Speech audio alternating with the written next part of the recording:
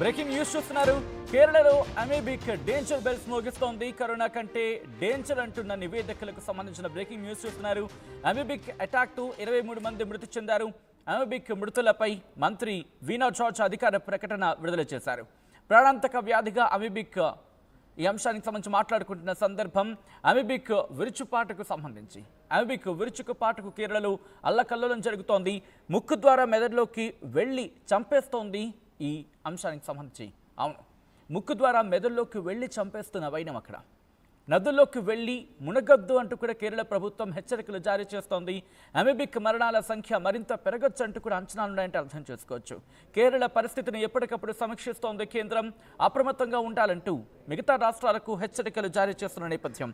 మరి ముఖ్యంగా కేరళలో అమీబిక్ మెనింగో ఎన్సెఫాలిటిస్ అనే అరుదైన వ్యాధి, దీనిని సాధారణంగా కేరళ బ్రెయిన్ ఇన్ఫెక్షన్ అంటూ కూడా మాట్లాడుకుంటున్నాం.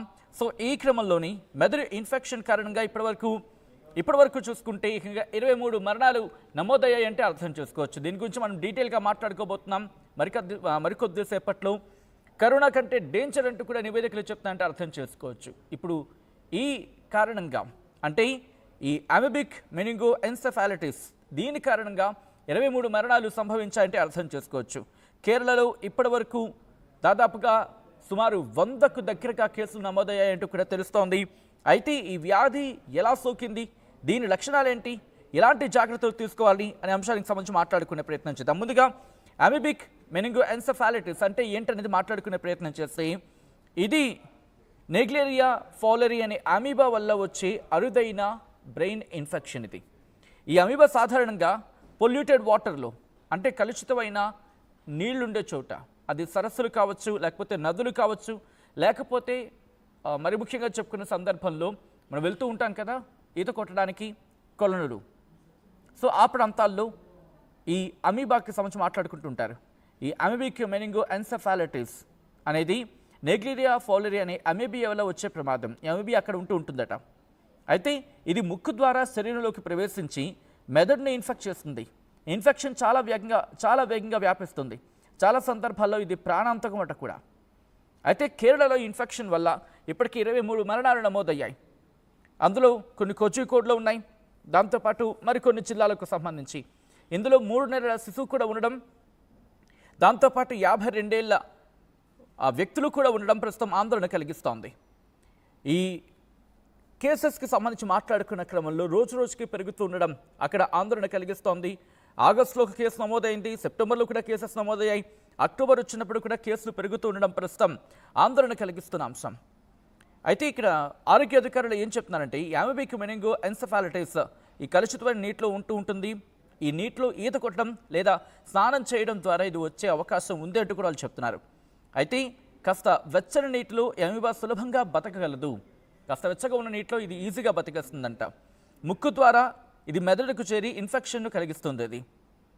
సో ఈ క్రమంగా ఇది సోకుతుంది. ఈ క్రమంగా ప్రాణాంతకంగా మారే అవకాశం ఉంటుంది. సో దీంతోపాటు దీని లక్షణాలు ఏంటని మాట్లాడుకుంటే, సాధారణంగా ఈ ఇన్ఫెక్షన్ 1 నుంచి 7 రోజుల్లో కనిపించే అవకాశం ఉంటుంది అనేది మనకు అందుతున్న సమాచారం. ఎలా ఉంటుందంటే తలనొప్పి తీవ్రంగా ఉండొచ్చు, జ్వరం తీవ్రంగా ఉండొచ్చు, వాంతులు లేదా వికారంగా అనిపిస్తూ ఉంటుంది, అది కూడా తీవ్రతరంగా ఉండొచ్చు.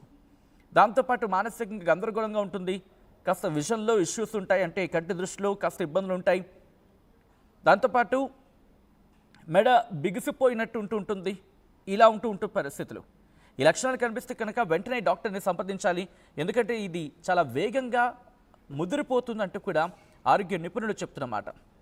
కేరళలో ఈ కేసులు పెరుగుతున్న నేపథ్యంలో ఆరోగ్య శాఖ కూడా రియాక్ట్ అయింది. ఆరోగ్య శాఖ ఇప్పటికీ కొన్ని చర్యలకు ఉపక్రమించిన పరిస్థితి.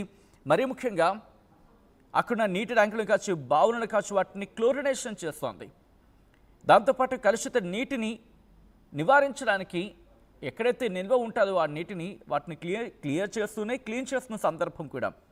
మరి ముఖ్యంగా నదులు కావచ్చు, సరస్సులు కావచ్చు, ఇక్కడికి వెళ్ళేటప్పుడు వీటిలోకి ఈత కొట్టడం మానేయండి. ఒకవేళ వెళ్ళినా డీప్గా అంటే లోపలికి వెళ్ళొద్దు అంటూ కూడా చెప్పుకొస్తోంది. దాంతోపాటు ఈత కొడుతున్నప్పుడు ముక్కు క్లిప్లు పెట్టుకునే ప్రయత్నం చేయండి. ముక్కును గట్టిగా మూసుకోండి.